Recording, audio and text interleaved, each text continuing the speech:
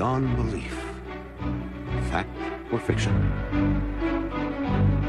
Hosted by Jonathan Frakes. Tonight, your challenge is to separate what is true from what is false. 5 stories, some real, some fake.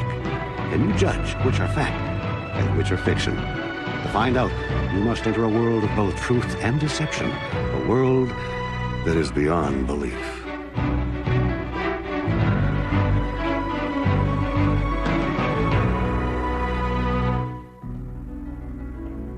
Can you really trust your own judgment? For example, observe these 2 red lines. Which one seems longer to you? Most people would say this one. Here's the truth. They're both exactly the same size. Remember this when you determine whether our stories are true or false. As always, some of our stories will be true, and as for the others, we may just be handing you a lie. Is there anything more precious than the gift of sight? Once robbed of it, even temporarily, you never take it for granted again. Sonia Shepard has been given sight for the 2nd time, and she's counting on making the most of it. What she hasn't counted on is this. There are some things in life that it's best to look away from.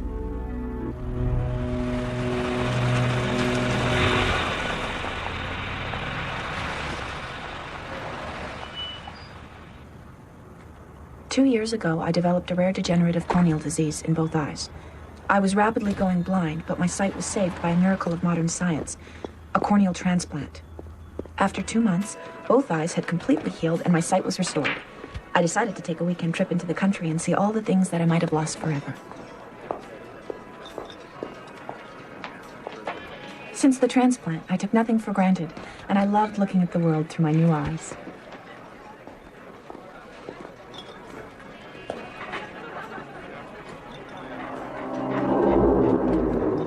I'd never been to this area before, but there was a man over at the bar who looked so familiar to me. I thought I must know him, yet I couldn't place him at all. I tried to stop looking at him, but I couldn't. Everything okay, sweetie? Yeah, everything's great. This is best meatloaf I've ever had. Really? Nobody's ever told me that before. Enjoy. Thanks. I couldn't seem to help myself. Even though my brain was telling me to look away, something was compelling me to keep glancing in his direction. I knew I had seen him somewhere before.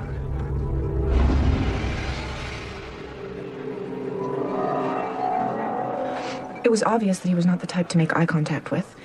I just wanted to pay my check and leave. What do you keep staring at me for? I am so sorry. I didn't mean to stare at you. I just, do I know you? No, you don't know me. I just thought I knew you from somewhere. I'm sorry. You just better stop staring at me. I don't like being stared at. You got that? I said I'm sorry.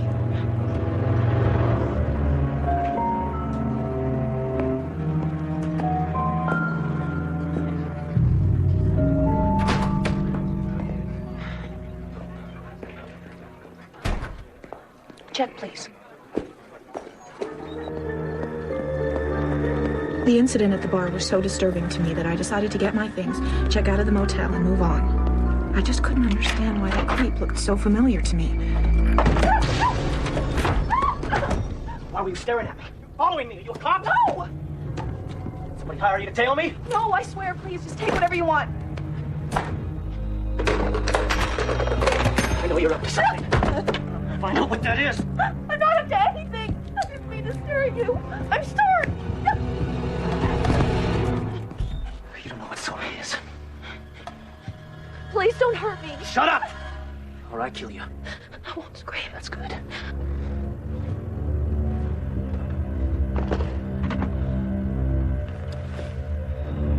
Now you tell me who you are. My name is Sonia Shepard, and I'm just a secretary at an insurance company. You're lying! What do you want? Who are you? I told you who I am. I don't believe you. Who are you? I told you. Why won't you believe me? Who are you?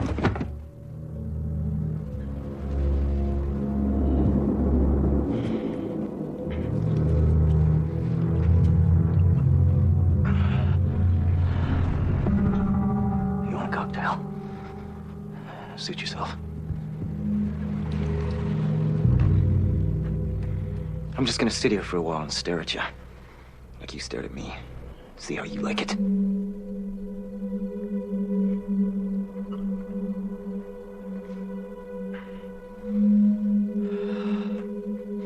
You're gonna tell me. I don't care if it takes all night.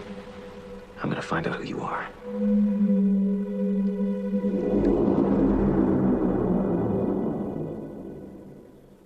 I was certain I was going to die that night. But then he drank until he emptied the bottle. He told me he'd been up for 2 days, and it finally took its toll. I was hoping that he was in a deep sleep. It was my only chance to survive.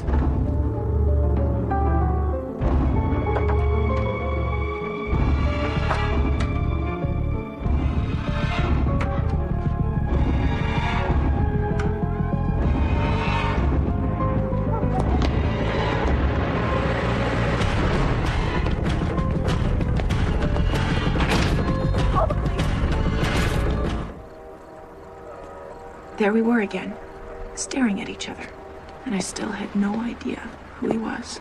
How you doing, Miss Shepard? Better, thank you. Did you find out who he is? His name's Wes Hubbard. You're very lucky. He's wanted in Ohio for murder. A young woman. She was a nurse. Nurse from Ohio. Her name was Phyllis Higgins. She was about your age. Phyllis Higgins. Did you know her, ma'am? Phyllis Higgins was the woman that I got my new corneas from.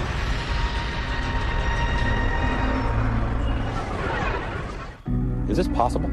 Can transplanted corneas actually recognize a person from their past? Maybe so.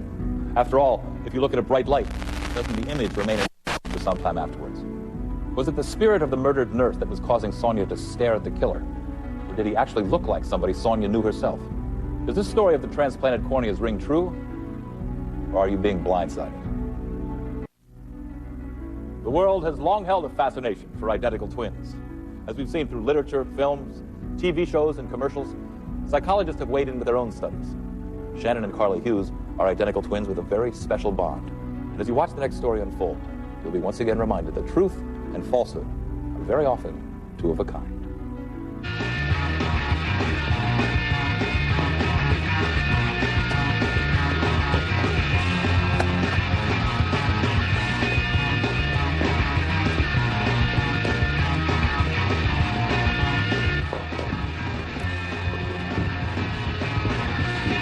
When my mother and father had just left on a long-planned and well-deserved vacation to Hawaii, I was drafted to keep an eye on things at home. What's this? Carly's new CD again called Glowworm. What? Glowworm. Glowworm. Aren't they super? Yeah, well, I wouldn't hold my breath for a greatest hits collection from these guys if I was you. Just because you're filling in for Mom and Dad this week doesn't mean you have to totally turn into an old fogey. Besides, I remember some of the stupid bands you used to listen to. Stupidity, one of the great privileges of youth. How I miss it. Hey, what's with Carly? She's been quiet like that since she got up. It's just one of her moods. I heard that. It's true. Ow. Sorry. So what's with all the makeup? Ow! People say that some twins are psychic with each other, and ever since I could remember, Shannon and Carly had this amazing connection. They had the ability to know what the other was thinking, and even experience what the other was feeling. Happiness, sadness, pain. You got a problem, you know. You're much too sensitive. Tell me about it. Yesterday during second period, I could tell you had, what, a stomachache or something? Oh, come on, it wasn't that bad. Besides, you're not the only one who has to suffer. What in the world happened to you in gym class?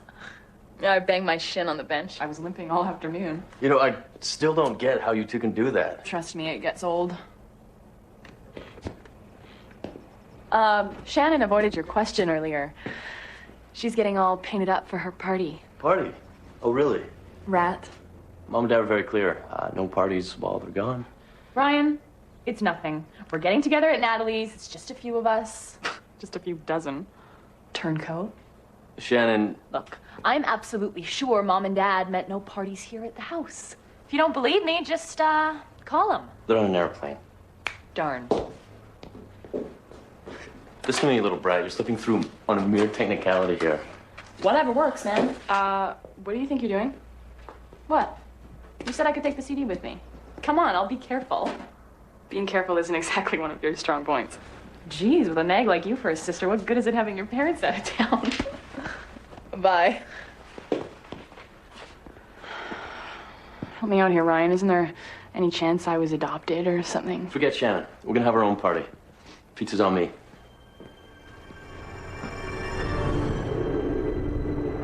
Scott takes a quick look, gets the ball back to Walter's store. Let the feast begin.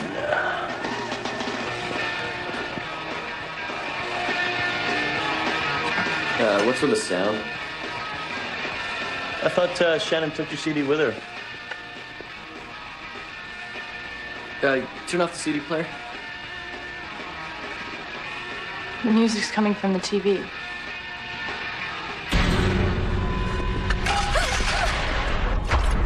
Carly, you okay? What happened? Oh, something's happened. What do you mean? What's wrong? Shannon.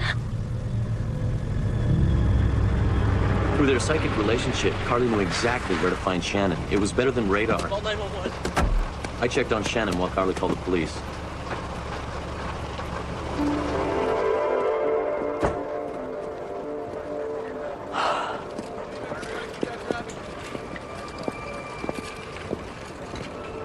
A deer jumped into the road. I know.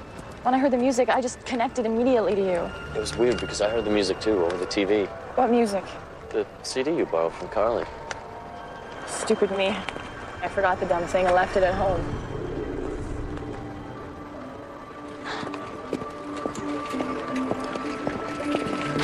Carly, help me here. We both heard the music, right?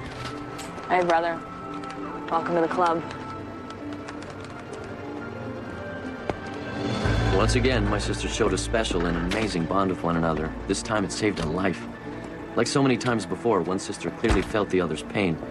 But for the first and only time in our lives, I was privileged to experience the unique, long-distance connection they shared. All thanks to a song that we couldn't possibly have heard. What was at work here? It was the music that first alerted Carly to the fact that her sister was in trouble. But how do you account for that music playing on the TV during a basketball game? Was it a cross signal? Then again, we learned that Shannon never took the CD with her in the first place. In analyzing this mysterious story of the identical twins, are you able to focus on the truth? Or do we have you seeing double? We'll find out if this story is true or false at the end of our show. Next, a delivery man makes a fateful wrong turn on beyond belief, fact or fiction. Have you ever stopped to consider how dependent we are on the simple street sign? It's safe to say we would be lost without them. Archie Morton's the kind of fellow who memorizes the streets and their numerical listings. A city kid born and bred, he's a modern-day Magellan, charting his destination not by the stars, but by the signposts. However, Archie's about to learn an important lesson. There are no markings for the unknown.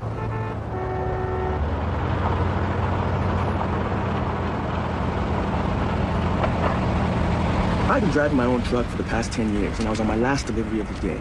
It was a load of goose-down feather mattresses for the Sleep Tight store on Axelrod Avenue. I knew the streets of this city like the back of my hand, but for some reason, on this particular day, I was completely lost. I was sure Axelrod was the next street. Putnam Avenue. This is supposed to be Axelrod.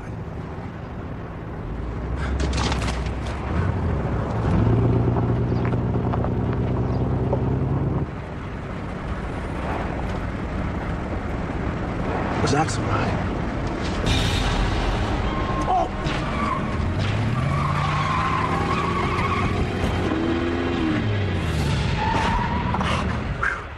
Man, that was close.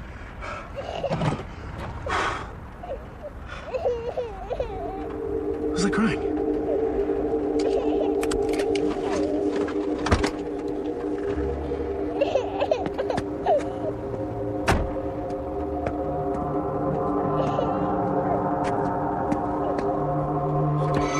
Hey, where did you come from?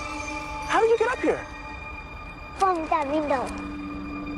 You gotta be kidding me. Did you fall? Mm-hmm. You fell from way up there? Mm-hmm. Well, are you okay? Are you hurt?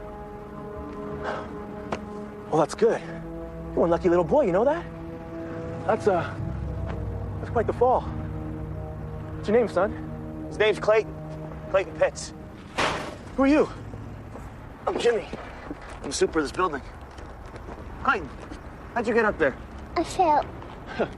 He told me he fell from that window and landed on my mattresses. What? That's crazy. I know. You fall from that window? Mm-hmm. See, I told you. If it wasn't for that old woman, I never would have swerved in this alley and caught him. You owe her a lot, son. What old lady? Never mind. Look, I got a delivery to make. Where does this child live? 3C. We left Clayton with the super's wife, and then we checked on the grandmother. Mrs. Pitts! That's weird. She's always in her apartment. Use your master key.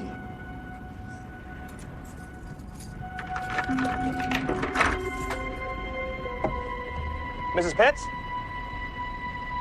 Mrs. Pitts? Mrs. Pitts?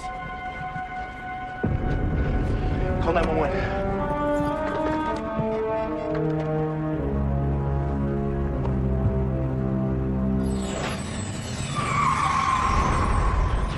No, it can't be. Where's Clayton? Where's my grandson? He's fine, Mrs. Pitts. He's with my wife. I called 911. I don't need 911. I just have one of my spells. My blood pressure pills are on the kitchen table. Jimmy, go get them for me, please. Yes, ma'am. Clayton, I'm so glad he's all right.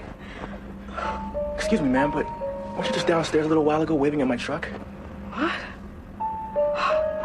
The last thing I remember is Clayton going towards that open window. I tried to stop him, but I got dizzy and I passed out. He landed on my truck. What? Now, here's your pills, Mrs. Pitts. Are you sure you weren't downstairs? I really don't know what you're talking about. I don't think I do either.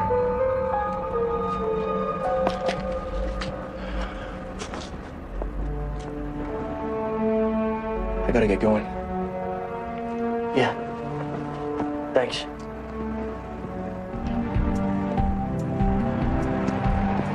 My head was still spinning from all the things that just happened. I was sure that Clayton's grandmother was the same woman who made me swerve my truck. And if I hadn't been under that window at that exact time, little Clayton wouldn't have been saved. It was just too much to deal with. And it happened because for the first time in my life, I'd been lost. On top of everything, I still had that delivery to make, and I still didn't know how to find Axelrod Avenue.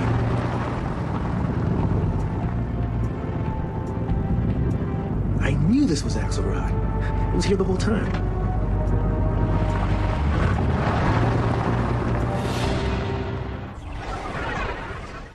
How do you explain what we've just seen? Did Clayton's grandmother subconsciously will herself into the street to save him? Or was the lady in the alley another woman who looked just like her?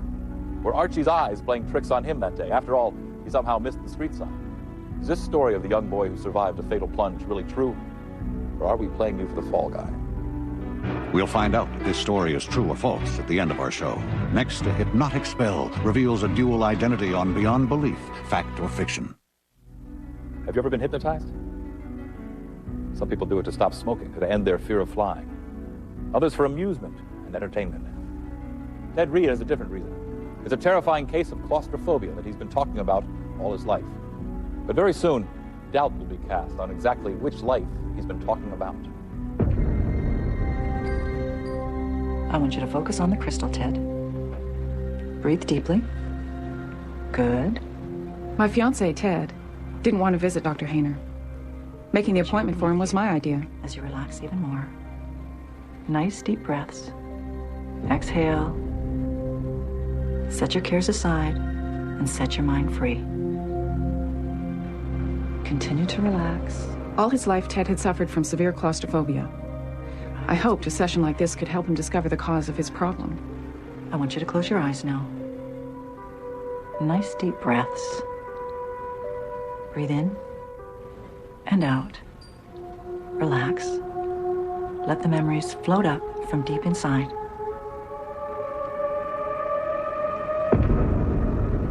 Good. I want you to tell me about the house where you grew up. Describe it for me.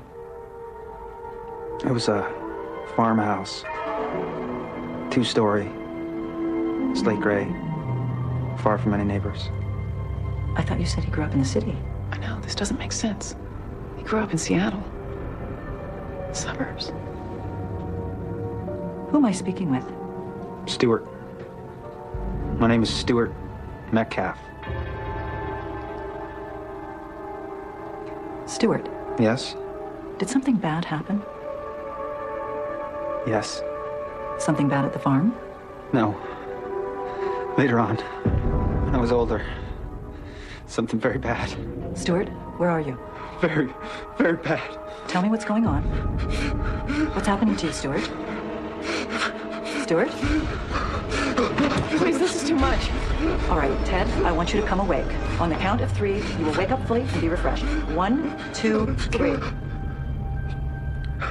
Okay? I just need to get some air.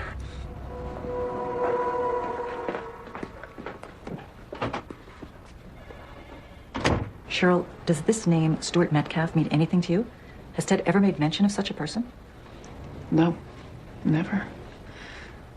Cheryl, this could be something very simple. But I don't think you should take that chance. Do you understand what I'm saying to you? I should go check on him. In the following days, I did everything I could to keep things light and happy.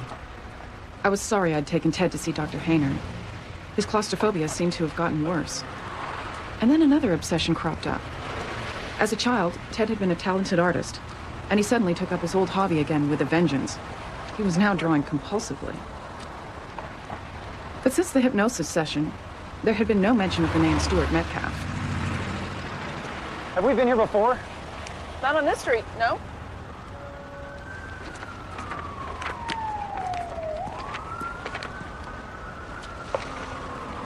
I knew this place seemed familiar. Look. That's the same building. It's exactly what you drew.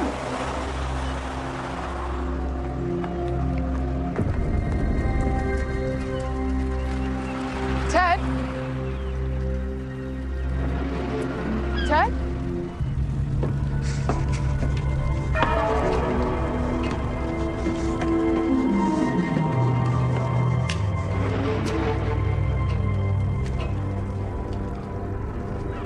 Ted? Down here! Ted, is that you?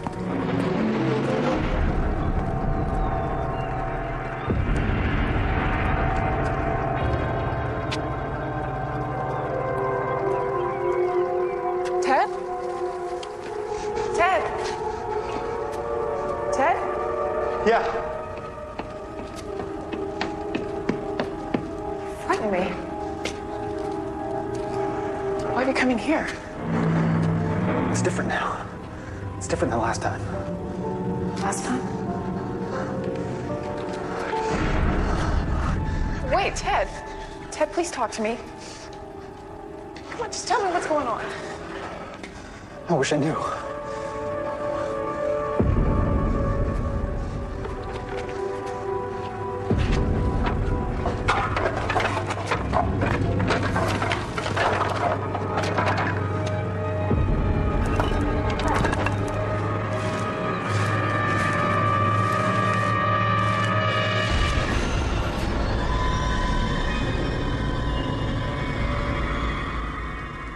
You all right? Yes. You folks found her.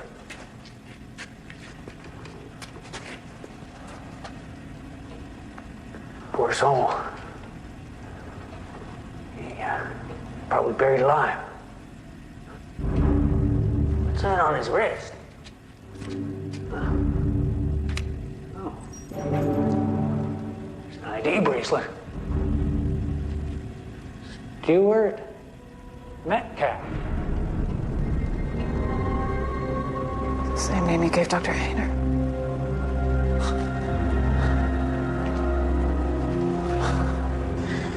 This may sound crazy, but I believe I was him. Buried here all these years.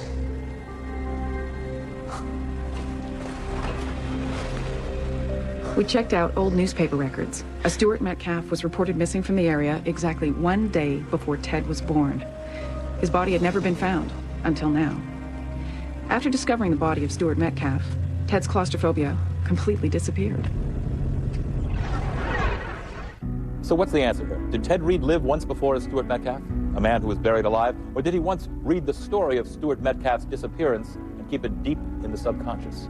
But how do you explain Ted's drawing of the exact location where Stuart Metcalf was buried? We presented you with a tale of claustrophobia and a man buried alive. Are we closing in on the truth, or have we covered it under a mound of lies? We'll find out if this story is true or false at the end of our show. Next, a fortune cookie makes a deadly prediction on beyond belief, fact or fiction. No matter what you order from a Chinese restaurant, one thing's certain. No one can resist reading the fortune cookie at the end of the meal. Why do we pay attention to these little slips of paper? Most of us don't actually believe it, yet people have been known to carry around meaningful ones for years. Art and Elaine Seeley have a very favorite Chinese restaurant they've been frequenting since it opened. This time, the fortune cookie will not just signal the end of the meal, it may well signal the end of a life.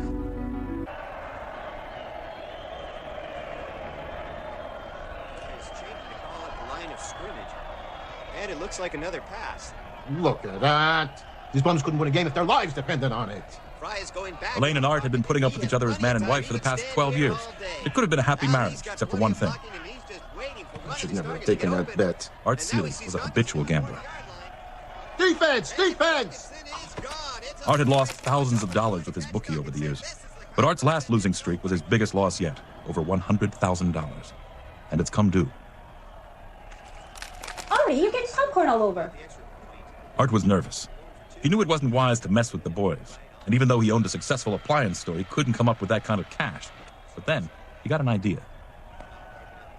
Elaine's life insurance policy was worth over $200,000, enough to take care of his debt and a quick junket to Vegas. You are such a child. Leave me alone, Elaine. Having a bad day. For $10,000, Art hired a hitman to murder his wife. The plan was that he'd take Elaine out to their favorite Chinese restaurant a few blocks away. And on their walk home... I can't watch anymore. She'd be killed. Is there any lasagna left? It's in the fridge.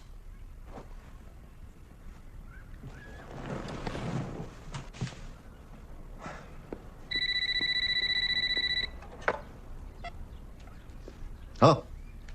Hey, how you doing? You're kidding me. That's great. Oh, yeah? Really? Yeah, I'll talk to you later.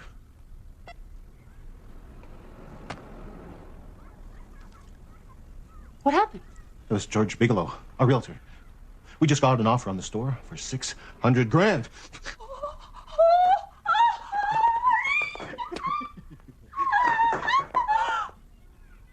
That means we could take that early retirement and move to Palm Beach like we always dreamed.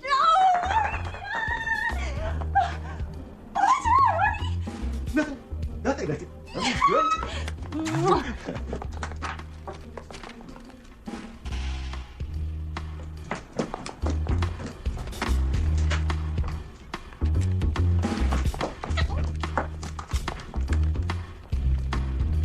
Okay, I'm back. No, I'm sure. I want to cancel the hit on my wife. I had an attack of conscience, okay? $5,000 to cancel? Are you kidding? All right, I'll pay it. Just make sure you stop the guy. What do you mean if you can find him? Find him!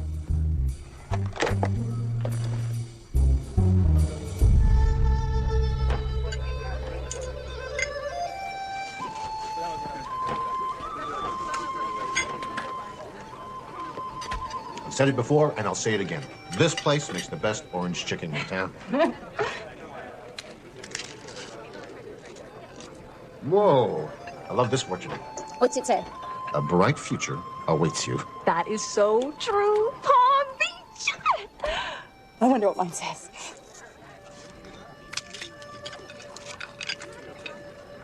Oh. All it says is you are next. What's that supposed to mean? Next for what? Let me see that.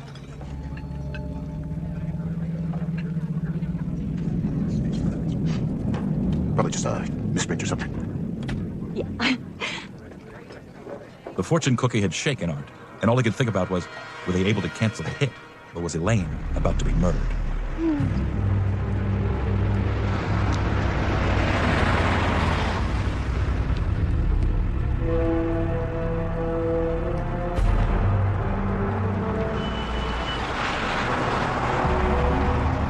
What's wrong, Artie?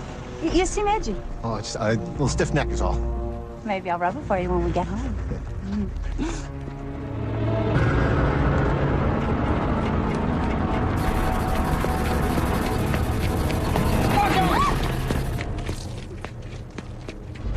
Why'd you do that? Oh, I'm sorry. I was just a little jumpy, I guess.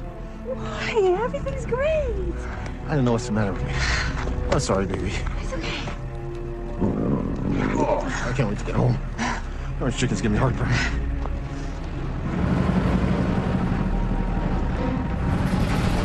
Oh, God, no. What are you doing? What's going on with you?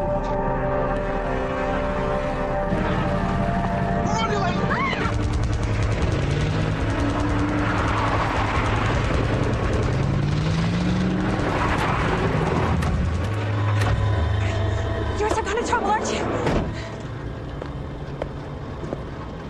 Your name's Seeley. I'm here to inform you that you are next. No! I canceled the hit!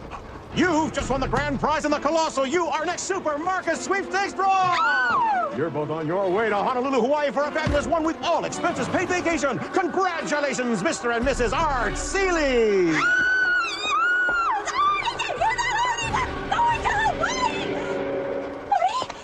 Elaine Seeley's joy was short-lived. Her husband, Art, died instantly that night of a massive heart attack.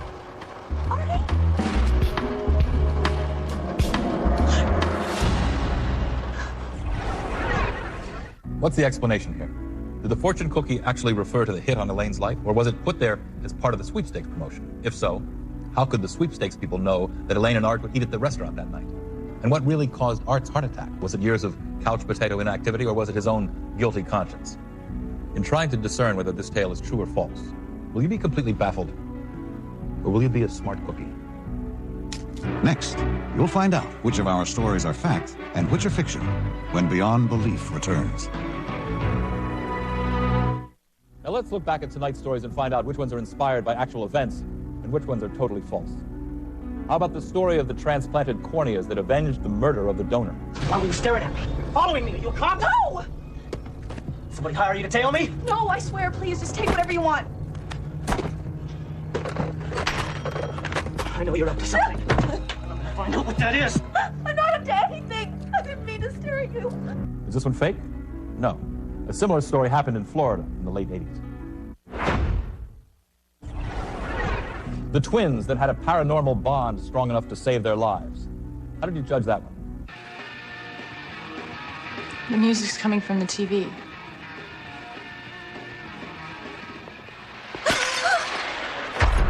Carly, you okay?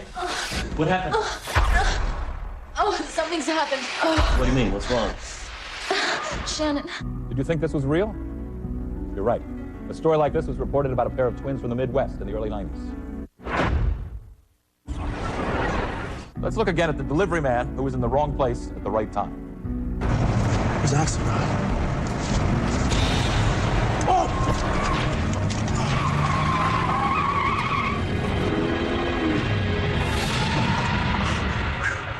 Man, that was close.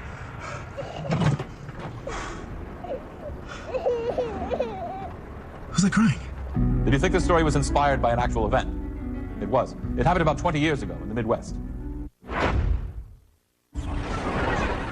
Let's look again at the man who may have been buried alive in a prior life.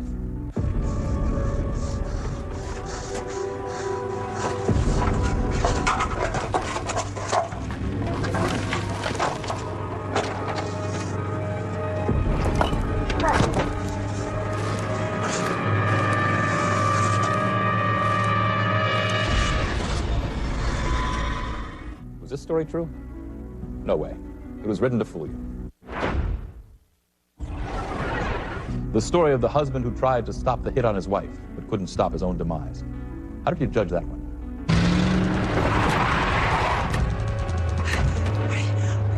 of trouble, aren't you? Elaine Seeley, I'm here to inform you that you are next. No! I canceled the hit! You've just won the grand prize in the Colossal! You are next Super Marcus Sweepstakes Brawl! Is this story so strange that it must be true? Not this time. It's fiction. Were you able to define the difference between fact and fiction tonight? Or did you find the definition just beyond your grasp? Perhaps the best definition of the difference between fact and fiction can be found in 2 words: beyond belief. I'm Jonathan Frakes. The stories entitled Second Sight and The Wrong Turn are true, based on first-hand research conducted by author Robert Tralins. For Beyond Belief, this is Campbell Lane.